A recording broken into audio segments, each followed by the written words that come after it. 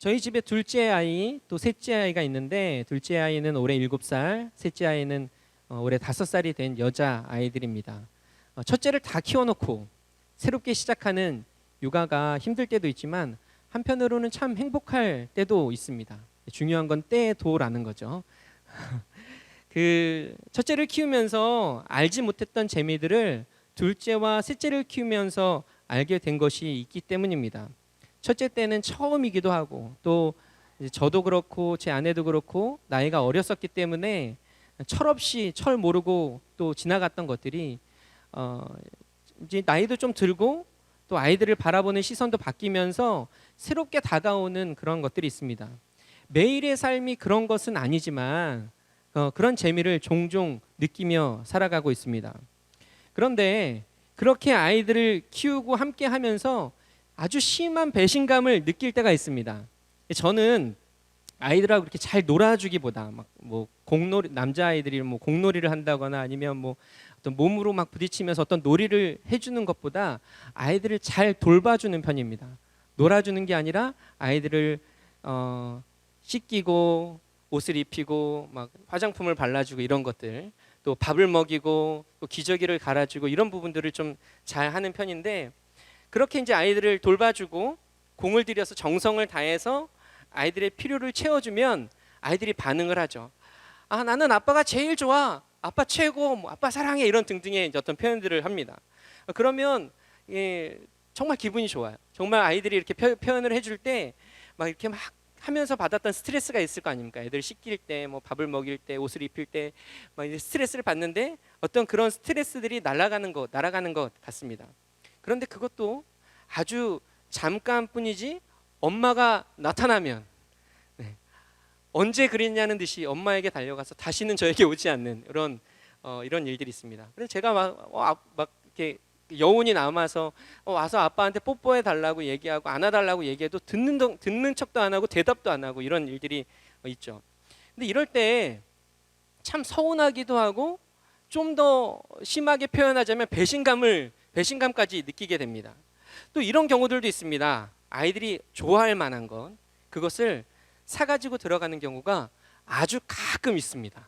아주 가끔 정말 이것은 아이들에게 좀 점수를 따야겠다, 아니면 뭐 요청이 있거나 그랬을 때 사가지고 가는 경우가 있는데, 그러면 막 아이들이 달려 나옵니다. 아마 저기서 아빠다 그러고 달려 나와서 제 손에 있는 것들을 가지고 들어가 버립니다. 네. 저는 막 이렇게 막 저를 막 이렇게 얼굴도 봐주고 이럴 줄 알았는데 제 얼굴은 한 번도 보지 않고 제 손에 있는 것만 붙잡고 가버리는 거죠. 그러면 참 이게 이럴 때 막 이런 마음이 듭니다. 나 지금 뭐 한 거지? 그리고 어떻게 이럴 수가 있지? 좀 서운하기도 하고 어이없기도 하고 때로는 황당하기도 한, 더 나아가서 배신감까지 느끼게 되는 그런 경우들이 있습니다. 어떻게 이렇게 자기들의 필요만 채우고 사 가버리는 걸까?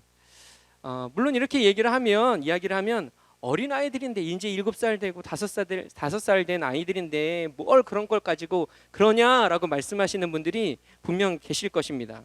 뭐 어린 아이들이 그럴 수도 있지, 그거 가지고 배신감을 느끼냐라고 하시는 분들이 계실 텐데, 저도 그렇게 생각을 합니다. 어린 아이들이 그럴 수 있다고 생각을 하고 뭐 충분히 그럴 수 있다고 생각하면서도 제 마음에는 어떤 이 서운함이 드는 거죠. 뭔가 배신감이 느껴지는 거죠. 그런데 왜 그런 감정이 들까? 왜 그런 생각이 들까를 곰곰하게 좀 생각을 해보니까 그 아이들이 제 아이들이기 때문인 것 같아요. 저와 아무런 상관이 없는 아이들이 그랬다면 그래, 아이들이 그럴 수도 있지, 뭐 이제 7살 5살 된 아이들이 뭘 알겠어 라고 얘기하면서 넘길 수 있겠지만, 제가 좋아하고 제가 애정을 갖고 있고 제가 사랑하는 제 자녀들이 그렇게 하니까 뭔가 더 서운한 감정이 느껴지더라는 거죠. 오늘 함께 읽었던 이 사사기 2장 11절에서 15절까지의 말씀은 그런 어떤 버려짐에 대한 이야기들을 좀 다루고 있습니다. 오늘 함께 읽었던 말씀은 사사 시대의 영적 배경이 된 이스라엘 민족의 신앙 상태, 그리고 사사 시대의 이스라엘 백성들의 타락과 구원, 이것이 반복되어지는 어떤 패턴의 시작을 보여주고 있습니다. 이제 가나안 땅에 완전하게 정착한 이스라엘 백성들은 그 땅의 거민들을 진멸하라, 그러한 하나님의 말씀을 어기고 그 땅에 원래 거주하였던 사람들과 함께 살아가기 시작합니다. 그리고 하나님이 우려하셨던 것처럼 그 땅에 살아가고 있던 사람들의 종교와 문화에 물들기 시작합니다. 하나님께서 어떤 분이시고 하나님께서 어떤 일들을 이스라엘 백성들에게 행하셨는지를 경험한 세대들, 그것을 아는 세대들은 그 시험과 유혹을 견딜 만한 힘이 있었습니다. 버텨낼 힘이 있었습니다. 그러나 그 세대가 다 지나가고 이제 하나님을 알지 못하는, 또 하나님의 어떤 일을 행하셨는지를 알지 못하는 세대들은 그 시험과 유혹을 버텨낼 힘이 없었습니다. 그리고 그 땅의 문화를 따라가고 물들고 더 나아가서 가나안 사람들이 가진 신앙과 그 종교인 바알과 아스다롯을 섬기게 됩니다. 그리고 그러한 이스라엘 백성들의 모습을 성경은 뭐라고 말하고 있냐면 여호와 하나님을 버렸다라고 이야기를 하고 있는 것이죠. 오늘 이 말씀을 통해서 다시금 우리의 신앙의 모습을 비춰보고 점검하는 그러한 시간들을 갖기를 원합니다. 먼저 이스라엘 백성들이 우상 숭배에 빠졌던 신들은 바알 또 아스다롯이라고 말하고 있는데요. 먼저 그것에 대해서 좀 살펴보겠습니다. 바알은 주인, 남편, 소유란 뜻을 가지고 있고 비와 폭풍을 주관하는 농사의 신이며 가축과 풍요와 다산 그리고 전쟁을 주관하는 가나안의 대표적인 신이었습니다. 바알을 숭배하는 어떤 행위, 그러니까 제사를 드리거나 예배를 드린다라고 표현할 수 있겠죠. 그것은 신전에 가서 신전 창기들, 즉 신전 여사제들과 성관계를 하거나 또 자신의 몸을 자해하거나 아니면 자녀들을 그 인신제사로 드리는 그런 경우들, 그러한 것들로 바알을 숭배하였습니다. 또 아스다롯은 번식하다는 이 속뜻을 가지고 있는 고대 근동의 여신이고요. 바알의 배우자격의 그러한 신입니다. 아스다롯은 동물과 식물에게 생명을 공급하는 존재로 사랑과 쾌락 그리고 풍요와 다산을 주관하는 존재로 여겼습니다. 이스라엘 백성들은 가나안에 정착한 지 얼마 되지 않아서 바로 이 바알과 아스다롯을 섬기는 우상 숭배에 빠졌습니다. 오랜 시간이 걸린 게 아니라 단 한 세대가 지나가고 나서 그 이후에 바로 이렇게 되어졌다라는 거죠. 왜 그랬을까요? 그들에게 여호와 하나님이라는 다른 그 무엇과 비교할 수 없는 존재가 있었음에도 불구하고 왜 이스라엘 백성들은 바알과 아스다롯에 빠져서 우상 숭배를 하게 된 것일까? 첫 번째는 이들이 여호와 하나님을 알지 못했기 때문입니다. 오늘 본문 이전에 10절에 보면 이스라엘 백성들의 상태에 대해서 이와 같이 말하고 있는데요. 우리 10절 말씀을 우리 함께 읽어보겠습니다. 함께 읽겠습니다. 시작. 그 세대의 사람도 다 그 조상들에게 돌아갔고 그 후에 일어난 다른 세대는 여호와를 알지 못하며 여호와께서 이스라엘을 위하여 행하신 일도 알지 못하였더라. 이스라엘 백성들은 하나님의 선택받은 백성이고 또 하나님의 인도하심으로 지금 가나안 땅에 정착해서 살고 있는 사람들이었지만 그들은 하나님을 몰랐습니다. 하나님께서 자기들을 위하여 하신 일들, 즉 종살이를 하던 애굽에서 출애굽시키시고 홍해를 갈라서 마른 땅처럼 건너게 하시고 40년 동안 광야에서 먹을 것과 입을 것을 공급해 주시고 또 가나안 땅에 정착하기까지 그 모든 과정을 인도하신 것에 대해서 잘 몰랐던 것이죠. 그것이 그들이 우상 숭배를 하는 첫 번째 이유가 되었습니다. 또 두 번째는 바알과 아스다롯이 자기들에게 필요한 것을 공급해 준다고 믿었기 때문입니다. 풍요의 신, 자산의 신, 전쟁의 신인 바알과 아스다롯이 자기들에게 필요한 곡물과 자기들에게 필요한 가축과 자기들에게 필요한 전쟁의 승리를 준다고 믿었기 때문입니다. 이스라엘 백성들은 그동안 하나님이 공급해 주시는 것을 먹으며 살아왔습니다. 매일 만나와 메추라기를 주시는 그 하나님, 하루에 필요한 것들을 주시는 그 하나님의 공급하심을 먹으며 살아왔는데 그렇게 살다가 이제는 농경을 하고 있는 가나안 땅에 정착하게 된 거죠. 그들에게 젖과 꿀이 흐르는 가나안 땅에 있는 풍요는 어떻게 보였을까요? 아마 너무나 신기하게 보였을 것입니다. 그 풍요로움과 그 풍족함과 그 여러 가지 것들이, 그리고 그것이 너무나 부러웠을 것입니다.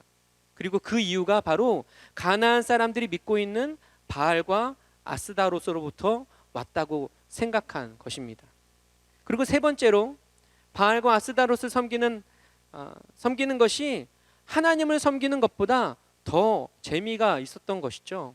아까도 잠깐 이야기를 나눴지만 바알과 아스다로스를 섬기는 대표적인 행위는 신전에서 신전 창기들, 즉 여사제나 남사제들과 성행위를 하는 것이었습니다. 이것이 바알을 숭배하는 행위였고 또 아스다롯을 숭배하는 행위였습니다. 바알과 아스다롯을 예배하는 것, 이것이 바로 이러한 행위였다는 것입니다. 하나님을 섬기는 것은 무엇입니까? 우선 하나님의 말씀, 그 율법을 따라 사는 것입니다. 말씀을 따라 사는 것, 이것은 쉬운 일이 아니죠. 하고 싶지만 하지 말아야 하는 것이 있고, 그것을 위해서 내 욕심과 욕구를 내려놓아야 합니다. 또 하나님을 예배하는 것, 이것은 제사를 드리는 것인데, 이는 제물을 준비하는 것에서부터 제물에 자신의 죄를 전가하는 안수를 하고 제물을 죽이고 가죽을 벗기고 각을 뜨고 태우는 이 모든 여러 가지 힘들고 번거로운 과정을 거쳐야 하는 것이었습니다. 그것을 통해서 나의 죄를 회개하고 또 하나님이 나의 주인 되심을 고백해야 했던 것이죠. 그런 이스라엘 백성들에게 바알과 아스다롯을 숭배하고 예배하는 것은, 바알과 아스다롯이 나의 주인이라고 고백하는 행위들은 그들에게 즐거움이 되고 기쁨이 되고 더 매혹적으로 다가왔던 것입니다. 이러한 여러 가지 이유로 이스라엘 백성들은 가나안 사람들이 믿고 있는 바알과 아스다롯을 섬겼습니다. 그리고 성경은 이러한 이스라엘 백성들의 우상 숭배를 하나님을 버렸다라고 표현하고 있습니다. 그런데 사실 이스라엘 백성들은 하나님을 버리지 않았습니다. 그들은 하나님을 믿었습니다. 그래서 여전히 하나님께 제사를 드렸습니다. 하나님을 완전히 떠나서 제사도 드리지 않고 율법도 버리고 바알과 아스다롯을 섬긴 것이 아니라 여전히 하나님에 대한 신앙도 가지고 있었다는 것입니다. 즉 여호와 하나님을 섬기면서 바알과 아스다롯도 함께 섬겼다는 것입니다. 이스라엘 백성들은 여호와 하나님을 섬기는 것과 가나안의 신인 바알과 아스다롯을 함께 섬기는 것을 별개의 것으로 보았던 거죠. 그래서 이 두 가지를 함께 섬기는 이것이 전혀 문제가 없다고 생각한 것입니다. 그러나 그러한 이스라엘 백성들의 모습, 완전히 하나님을 떠난 것이 아니지만 그들의 그러한 선택에 대해서 하나님은 성경을 통해서 여호와 하나님을 버렸다라고 말씀하고 있다는 것입니다. 여전히 하나님을 섬기고 있고 하나님을 주인이라고 말하고 있고 하나님께 제사를 드리고 있지만 그들이 바알과 아스다롯을 함께 섬기고 있다면 그것은 바로 여호와 하나님을 버린 것이라고 말하고 있다는 것입니다. 지금 이 자리에 있는 저와 여러분은 하나님을 믿는 하나님의 백성들, 하나님의 사람들입니다. 저희들 중에 어느 누구도 바알과 아스다롯을 섬기는 분은 없습니다. 또 이슬람의 알라나 또 불교의 부처나 그 외에 다른 종교를 가지고 계시는 분도 아무도 안 계실 줄 압니다. 그런데 우리가 하나님을 섬기면서 또 다른 종교는 가지고 있지 않지만 다른 의미로 우리에게는 하나님보다 더 의지가 되는 것이 있습니다. 말로는 하나님이 나의 주인이십니다, 나의 의지가 되신다라고 말하지만 내 삶에 채워지지 않는 그 무엇인가로 인해서 평안함을 잃어버릴 때가 있다는 것이죠. 그 무엇인가가 없기 때문에 불안해하기도 하고 두려워하기도 하고 안정감을 잃어버리고 걱정과 근심 가운데 살아갈 때가 있다는 것입니다. 하나님을 주인이라고 말하지만 그 주인 대신 하나님으로 말미암은 평안함을 누리는 것이 아니라 무언가 채워지지 않는 그것 때문에 불안해하고 그것을 채우기 위해서 다른 어떠한 것을 의지하는 것이 우리의 삶의 모습 가운데 있다라는 것입니다. 어쩌면 이 모습은 바알과 아스다롯을 섬기고 있는 이스라엘 백성들과 같은 두 주인을 섬기고 있는 모습일 수 있는 것입니다. 또 우리에게는 하나님보다 더 즐거워하는 것이 있습니다. 저도 그렇게 찬양합니다. 하나님이 나의 기쁨이십니다. 하나님을 찬양하고 예배하는 것이 즐겁고 행복합니다 라고 말을 하지만 세상 속에 있는 그 즐거움에 더 빠져서 살아갈 때가 있다는 것이죠. 그것이 하나님의 뜻이 아님을 알면서도, 아니 꼭 어떤 죄의 문제 가운데 죄에 빠져서 나아가는 것이 아니라 그냥 우리가 일상적으로 누리고 일상적으로 갖게 되어지는 그 즐거움일지라도 하나님보다 더 기뻐하고 하나님보다 더 즐거워하는 것이 우리의 삶 속에 있다라는 것입니다.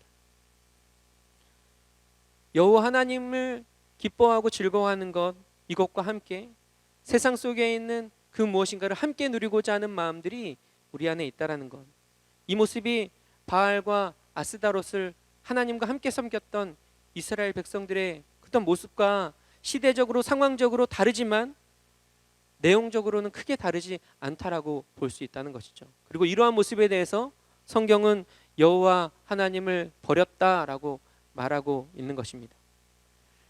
한 10년 전쯤에 제게 있었던 일입니다. 제가 개인적으로 경험한 특별한 경험이기 때문에 이 일을 여기 계신 우리 성도님들 모든 분들에게 일반화해서 여러분들에게도 그렇습니다라고 말할 수는 없지만 그래도 조금은 도움이 될 수 있을 것 같아서 제 삶에 있었던 일을 함께 좀 나눠보려고 합니다. 그때는 제가 어떤 전도사로 교회 사역을 하고 또 찬양 인도를 하고 있을 때였는데 저는 컴퓨터 게임을 굉장히 좋아합니다. 지금도 좋아하지만 그때는 정말 게임을 굉장히 좋아했습니다. 그래서 밤이 새면서도 뭐 이렇게 24시간 이렇게 게임하는 거는 일도 아닌 체력도 됐고 그때는 그렇게 게임을 참 좋아했는데 어느 날 주일 예배였습니다. 주일날 예배를 섬기면서 찬양을 인도하고 있었습니다. 아까처럼 막 눈을 감고 열심히 집중하면서 찬양을 했겠죠. 두 손 들고 찬양합니다. 다시 오실 왕 나 주님만을 섬기리 헛된 마음 버리고 이렇게 막 찬양을 하고 있는데 눈을 감고 찬양을 하고 있는데 제 눈앞에는 계속 게임의 영상이 돌아가는 거예요. 입술로는 나 주님만을 섬기리 헛된 마음 버리고 성령이여 내 영혼 충만하게 하소서라고 고백하고 있지만 제 감은 눈에서는 게임의 그 영상들이 계속 돌아가고 있는 거죠. 이러면 안 되지. 내가 왜 이럴까? 막 기도도 하기도 하고, 이 뭐 사단의 시험 같으니까 막 예수의 피로 막 뭐 대적을 하면서 기도도 하기도 하고 그렇게 기도를 했습니다. 애를 썼지만 쉽게 그것이 지어지지 않더라고요. 쉽게 가셔지지 않더라고요. 그때 제 마음에 어떤 내적으로 한 음성 같은 것이, 그러니까 뭐 귀로 듣는 어떤 음성이 아니라 제 마음속 안에 어떤 강력한 어떤 메시지가 하나가 딱 들어오는 거예요. 제 가슴을 세게 치는 것과 같이 치면서 어떤 이야기가 들려왔냐면 그게 내 우상이다라는, 그게 네 우상이다. 저는 단 한 번도요 게임을 제 우상이라고 생각해 본 적이 없습니다. 그저 어떤 사역적인 스트레스, 그것을 푸는 도구로, 또 취미생활로, 얼마나 사실 건전한 취미생활입니까? 술을 마시는 것도 아니고 다른 것을 하는 것도 아니고 돈을 쓰는 일도 아니고 얼마나 건전한 취미생활일 수 있겠습니까? 전 그렇게 생각을 해왔는데 하나님이 저에게 뭐라고 말씀하시냐면 그게 네 우상이다 라고 말씀하시는 거예요. 저는 그저 제 스트레스를 푸는 도구라고 생각했던 그 게임이 그저 제 취미생활이라고, 아주 건전한 취미생활이라고 생각했던 그 게임이 제게 우상이라고 말씀하시는 거였습니다. 왜냐하면 그것이 하나님보다 더 큰 기쁨이 되고 있었기 때문입니다. 하나님을 예배하고 하나님을 찬양하는 것이 내게 기쁨입니다라고 말하고 있지만 사실 그거보다 제가 그 게임을 더 기뻐하고 즐거워하고 그것을 하고 있을 때 더 행복해 했기 때문이라는 거죠. 그 후에 그 일이 있은 후에 집에 있었던 모든 게임과 관련된 것들을 싸그리 버렸던 기억이 있습니다. 물론 지금 다시 조금씩 하고 있습니다. 네. 언제 또 하나님이 이렇게 말씀하실지 모르겠지만 그랬던 기억이 있습니다. 어쩌면 내가 기쁨이라고 여기는 일들, 또 즐거움이라고 여기는 그 일들이 나에게 우상이 될 수 있습니다. 또 내 필요를 채우고 나에게 안정감을 가져다주는 그것이 우상이 될 수 있습니다. 하나님보다 더 기뻐하고 하나님보다 더 의지하는 그 무엇은 나에게 우상이 될 수 있는 것이고, 더 나아가서 하나님은 그런 저에게 여호와 하나님을 버렸다라고 말씀하실 수도 있다는 것입니다. 말씀을 정리하겠습니다. 지난번 수요 예배 때도 그렇고 오늘도 그렇고 참 무거운 말씀을 전하게 되는 것이 솔직히 말하면 참 부담스럽고 참 부끄럽습니다. 제가 이 말씀처럼 잘 살고 있으면서 성도님들에게 권면하는 것이 아니라 바로 이 말씀이 저에게 하는 말씀이기도 하기 때문입니다. 그러나 저뿐만 아니라 우리 모두에게 주시는 이 말씀을 통해서 하나님의 뜻이 우리의 심령에 온전히 기억될 수 있기를 기도합니다. 하나님께서 이스라엘 백성들에게 여호와 하나님을 버렸다라고 말씀하셨습니다. 가나안 족속들은요, 이전부터 바알과 아스다롯을 섬겨왔습니다. 그런데 그들에게는 아무런 말씀도 하지 않으십니다. 그들이 신전에서 무슨 일을 하던, 바알과 아스다롯을 위해서 인신 제사를 드리던 아무런 말씀도 하지 않으시고 그냥 내버려 두십니다. 그리고 오직 이스라엘 백성들에게만 말씀하시죠. 왜냐하면 그 이스라엘 백성들이 하나님의 언약의 백성이기 때문입니다. 하나님께서 친히 출애굽시키시고 가나안 땅으로 인도하신 하나님의 백성들, 하나님의 자녀들이기 때문이라는 것입니다. 예배를 시작하면서 서두에 저희 아이들 이야기를 했지만, 제가 기분이 나빠지고 배신감을 느끼는 이유는 바로 그 아이들이 제 자녀들이기 때문입니다. 내가 사랑하고 내가 아끼는 저의 자녀들이기 때문에. 저와 아무런 상관이 없는 아이들이었다면 그런 행동들도 허허허 웃으며 그냥 넘길 수 있었을 것입니다. 나와 아무런 상관이 없는 아이들이 하는 그런 이야기와 반응들은 나에게 별로 의미가 되지 않기 때문입니다. 하나님은 우리에게도 그렇습니다. 우리가 하나님의 선택받은 백성이고 하나님의 언약의 백성이기 때문에 다른 주인을 두는 것, 하나님보다 더 기뻐하고 즐거워하는 모습에 대해서 여호와 하나님을 버렸다라고 말씀하시는 것입니다. 하나님은 우리에게 온전한 의지의 대상이 되기를 원하십니다. 또 온전한 기쁨의 대상이 되기 원하십니다. 하나님보다 더 의지하고 그것을 또 하나님보다 우리에게 더 안정감을 주는, 평안함을 주는 그 무엇인가를 다 내려놓고, 또 하나님보다 더 기뻐하고 즐거워하고 관심을 두고 있는 것들을 내려놓고 다시금 하나님이 나의 주인이시고 나의 기쁨이시고 즐거움이 되심을 고백하며 살아내기를 원하고 계시는 것입니다. 하나님은 이스라엘 백성들의 우상 숭배, 또 하나님을 버린 일로 인해서 그들에게 진노하셨습니다. 그리고 그들을 심판하시고 이방 민족들에게 그들을 내버려 두셨죠.